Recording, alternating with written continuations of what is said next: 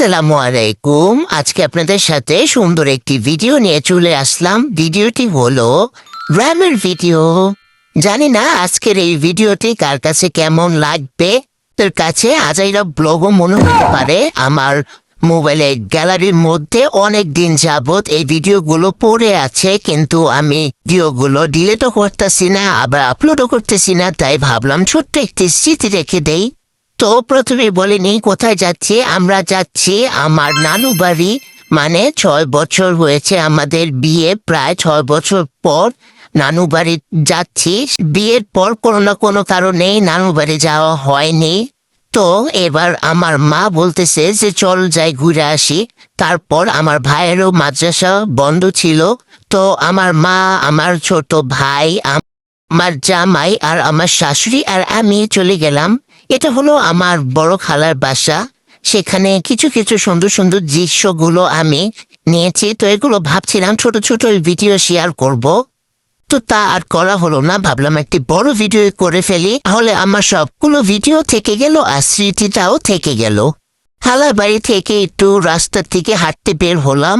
তো আমার জামাই ওইদিকে ভিডিও করছিল, আমি একটু হাঁটাচলা করছি আর সুন্দর সুন্দর দৃশ্যগুলো ক্যামেরা বন্দি করছি। এই দিক থেকে সূর্যটা অনেক সুন্দর দেখা যাচ্ছিল, তাই এই ভিডিওটা সুন্দর করে নিয়েছিলাম। আর রাস্তার পাশে দেখে একটি মোরগ দৌড় দিচ্ছিল, তো এটাকেও নিয়ে নিলাম।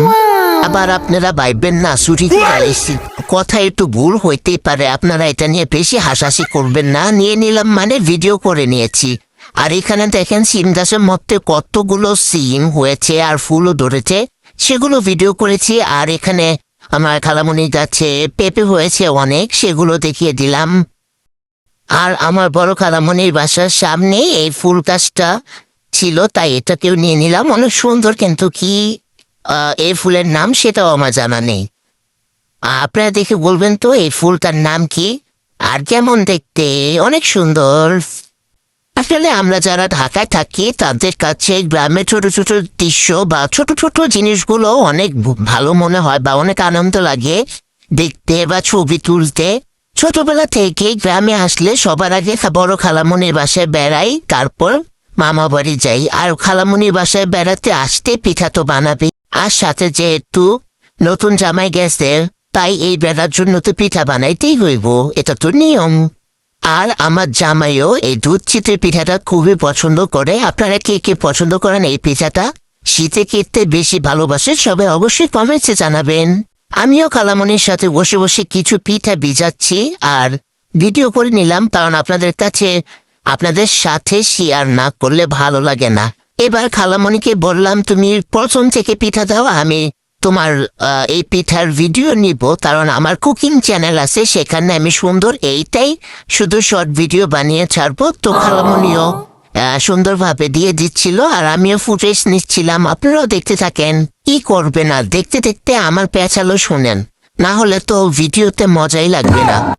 আমরা বেড়াইতে গেছিলাম একদম শীতের মধ্যে, অনেক শীত ছিল আর এখন এত গরম। এই সময় আমি বোর হইতেছি, কি করব, কোনো কাজ নেই। তাই ভাবলাম ফোনের মধ্যে কি আছে দেখতে দেখতে ভাবলাম যে এতগুলো ভিডিও আছে, তো আর কি করব, একটি বড় ভিডিও বানিয়ে ফেলি আর সবার কাছে শেয়ার করি যে কি কি করেছিলাম আমার নানু বাড়ি যে। তো ভাবলাম আর কি যে ভাবা সেই কাজ, আপনাদের সাথে পেঁচাল করতে চলে আসছি আর ভিডিওগুলো দেখায় দিতেছি একসাথে সব ভিডিও।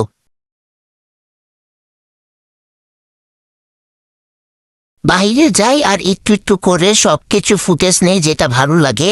এখানে দেখেন একটি শশা বাগান বা শশা ক্ষেত বলে, কি সুন্দরভাবে শশা গাছগুলো মাঝখানে মাঝখানে লাগাইছে।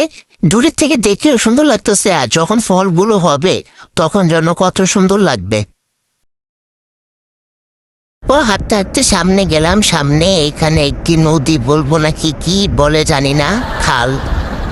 এখানে সামনে সূর্য দেখা যাচ্ছে, তো সুন্দর লাগছে। তাই এখানেও ভাবলাম কিছু শর্ট ভিডিও করে নেই বা টিকটক করে নেই। অনেকগুলো জিনিসই ভিডিও করেছি।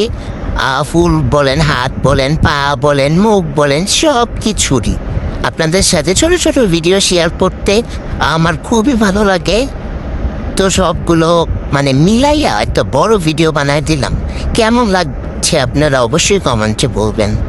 তারপর আর কি এইভাবে ভিডিও তো বানাইতেছি, সামনে তাকায় দেখি ও মা কেউই তো নাই, সবাই কই গেল। মানে আমার মা আর খালা যাদের সাথে হাঁটতে আসছি, তারপর দেখি ওই যে তারা চলে যাচ্ছে আমাকে রেখে। তারপর আমি এমন জোরে একটা দৌড় দিছি, চলে গেছি তাদের কাছে। এখন হাত দিয়ে শুধু সরিষা ফুলের সাথে ভিডিও নিচ্ছি। আর এই সরিষা ফুল দিয়ে যে কত কত ভিডিও করছি, আল্লাহ রে আল্লাহ। আমার জামাই কইতাছে তুমি পারো বটে। তারপর আর কি 2-3 দিন বড় খালামণির বাসায় থাকলাম।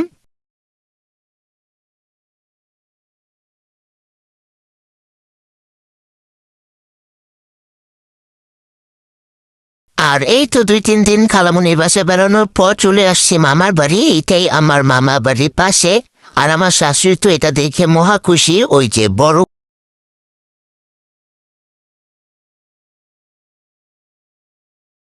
আর দেখেন দেখতেও সুন্দর লাগে। ছোটবেলায় একবার এটার মধ্যে পুতুল করতে যায় শামুকে পা কেটে গেছিল, তারপর তো খুবই বাজে অবস্থা। ঢাকায় এসে পরে মানে পা নিয়ে অনেক কিছু ভুগতে হয়েছে। জামাই আমার শাশুড়ি তো মামা বাড়ি বেশি পছন্দ করছে। এখানে দেখেন কালো কালো মরিচ, এইটা দেখে আমার জামাই বলতেছে মুড়ি মাখা খাবে এই মরিচ দিয়ে। তারপর আমার মামা তো বোন তার দুলাভাইয়ের জন্য মুড়ি মাখা বানাই দিছিল, সেটার ফুটেজ নিতে ভুলে গেছি। আর আগে তো বলেছিলাম আমরা বহুত শীতের মধ্যে বেড়াইতে আসছি।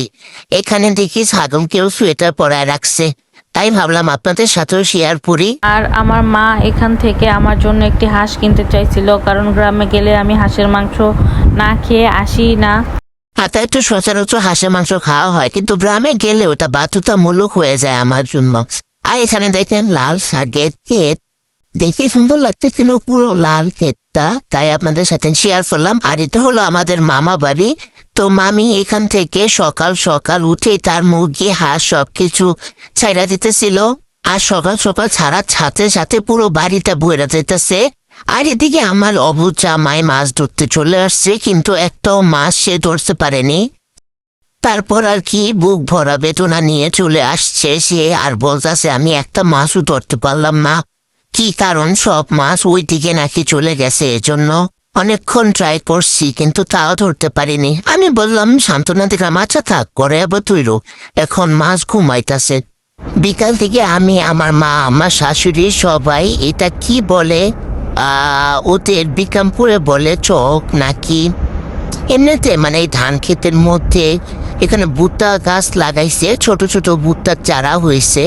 তো এখানে আমরা ঘুরতে গেলাম আর আপনাদের সাথে অনেকগুলো দৃশ্য শেয়ার করব, দেখতে পারবেন কতগুলো বক। প্রথম তো দেখে অবাক হয়ে গেছে যে এত বক, আবার খাইতেও মন চাইছে। বকের মাংস আমার খুবই প্রিয়, আমার মামা আগে অনেক দূরে দূরে খাওয়াইছে, কিন্তু এবার একটাও ধরতে পারেনি। পরে নেই আর কি, জাল পাচ্ছিল কিন্তু পরে নেই জালের মধ্যে, এজন্য। পরে আর কি সবাই একটু ঘোরাঘুরি করতেছিলাম আর দেখতেছিলাম কতটা সুন্দর গ্রাম। আর গ্রামের আসলে সবগুলো গ্রামে মনে হয় সুন্দর, কারণ ঢাকা শহরে থাকতে থাকতে আর ঢাকা শহর আর ভালো লাগে না। মাঝে মধ্যে যদি 1 মাসের জন্য গ্রামে থাকা যায় তাও পারবো আমরা আর কি, 1 মাস হলেও থাকতে পারবো, কিন্তু সারা জীবনের জন্য গ্রামে থাকতে পারবো না।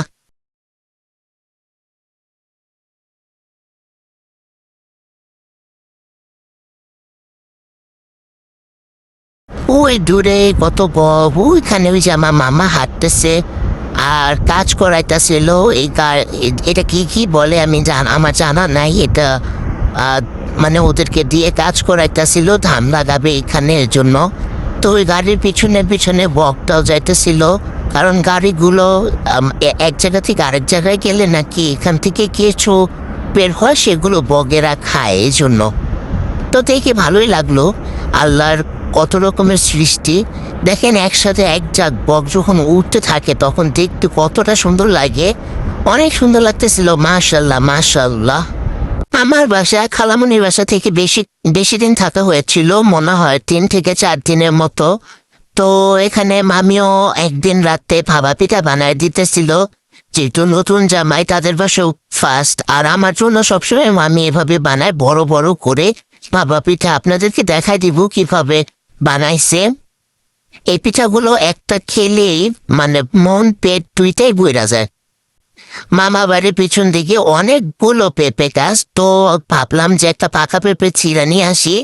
তারপর যায় দেখলাম একটা পাকা পেঁপে দেখে তো খুবই খুশি, আর তাড়াতাড়ি ছিঁড়াও নিলাম। পরে এদিকে ঘুরে দেখি আল্লাহ, পাখিতে খেয়ে কি করেছে, আমার মনটাকে ভেঙে চুরমার করে দিল। আরে আমি মজা করছি, আমরা দেখেইছি এটা। আর এখানে দেখেন পোশাকের কত বেশি শুটকি দিয়ে খেতে এটা খুবই মজা লাগে। আর এগুলো হলো আমার মামাদের অনেকগুলো ছাগলের ছোট ছোট বেবি।